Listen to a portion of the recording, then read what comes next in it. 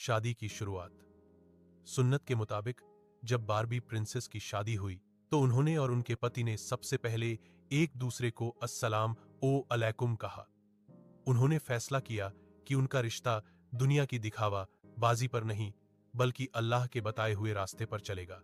राजकुमार ने बारबी से कहा, हमारे नबी ऐसा वी ने फरमाया है कि तुम में से बेहतरीन वो है जो अपनी बीवी के साथ अच्छा सुलूक करे।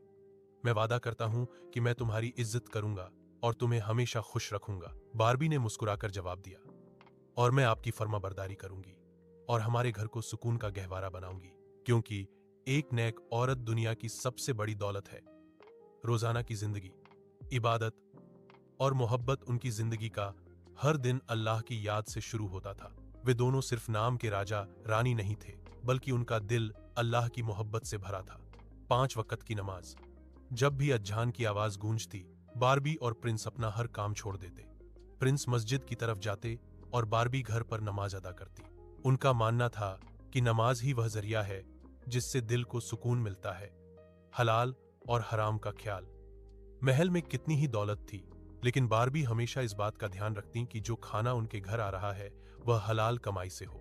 वह अपने पति से कहती, हमें थोड़ा मिले पर बरकत वाला मिले, क्योंकि हराम का लुकमा दुआओं को रोक देता है।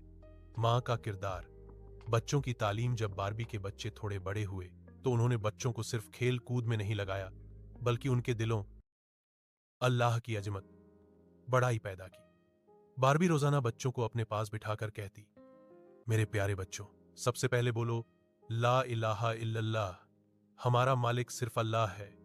ये जो फूल तुम देख रहे हो, ये जो चंदा और सूरज हैं, ये सब अल्लाह ने हमारे लिए बनाए हैं।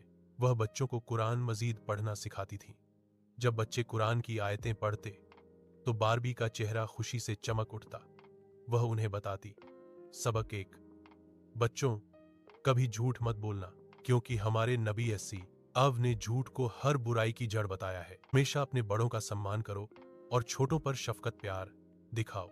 एक मिसाली पति और पत्नी बारबी और उनके पति के बीच कभी कोई ऊंची आवाज में बात नहीं करता था। अगर कभी प्रिंस परेशान होते तो बारबी उन्हें सब्र की तालीम करती और कुरान की आयतें सुनाकर उनका हौसला बढ़ाती।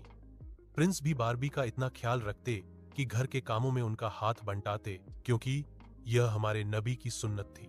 वे दोनों अक्सर रात को बैठकर हदीस की किताबें पढ़ते और डिस्कस करते कि कैसे वो अपने मुल्क के लोगों की बेहतर मदद कर सकते हैं। उन्होंने अपने बच्चों को सिखाया कि असली प्रिंसेस वो नहीं जो सिर्फ ताज पहनती है, बल्कि वो है जो अल्लाह के सामने झुकती है और गरीबों का दर्द समझती है। कहानी का नतीजा, बारबी राजकुमारी और उनके पति ने अपनी पूरी जिंदगी इसी तरह गुजारी।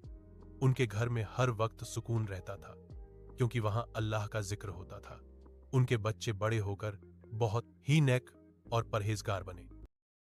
बैन, क्योंकि उनकी बुनियाद बारबी ने कुरान और सुन्नत पर रखी थी। दुनिया उन्हें उनके ताज की वजह से नहीं, बल्कि उनके अच्छे अखलाक, प्रकृति और ईमान की वजह से याद करती है।